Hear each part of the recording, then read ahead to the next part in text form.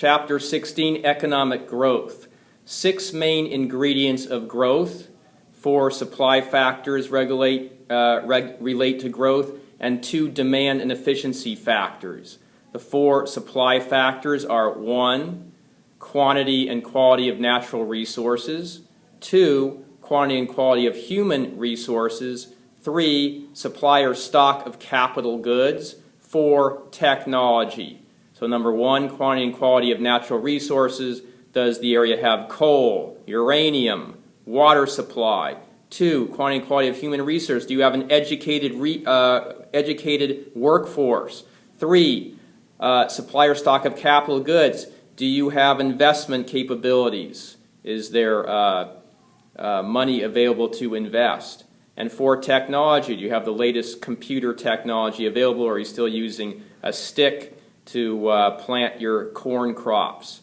2, demand and efficiency factors are 1, aggregate demand must increase for production to expand, and 2, full employment of resources and both productive and allocative efficiency are necessary to get the maximum amount of production possible. So let's take another look now at the production possibilities curve. Growth is illustrated as an outward shift of the production possibilities curve, figure 16.1, from the inner curve to the outer curve, from here to the green curve. The more we invest in capital goods, the faster we'll get pushed out to the green curve. The more we invest for today in consumer goods, the slower we'll go out to the green curve.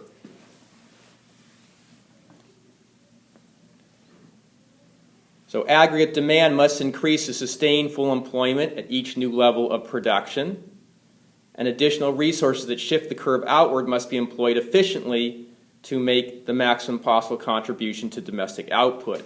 For the economy to achieve the maximum increase in value, the optimal combination of goods must be achieved. Allocative efficiency, that's what allocative efficiency is.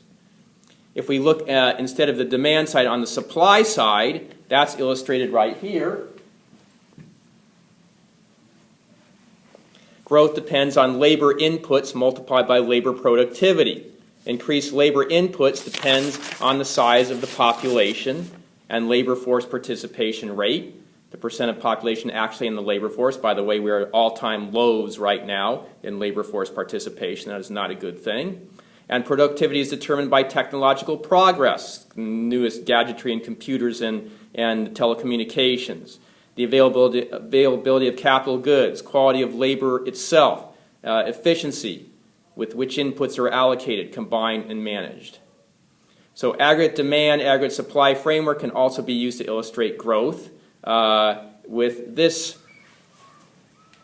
chart, real GDP, price level.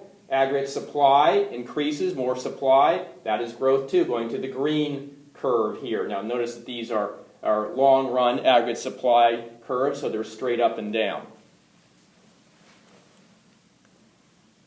So the aggregate supply, as we just saw, shifts outward with economic growth, and in recent decades, aggregate demand has also shifted outward by an even greater amount. So nominal GDP rises faster than the real GDP because of the price level also going up. That inflation takes some of the bite out of the GDP. So therefore, nominal GDP rises faster than real GDP. This will be on the final exam, by the way.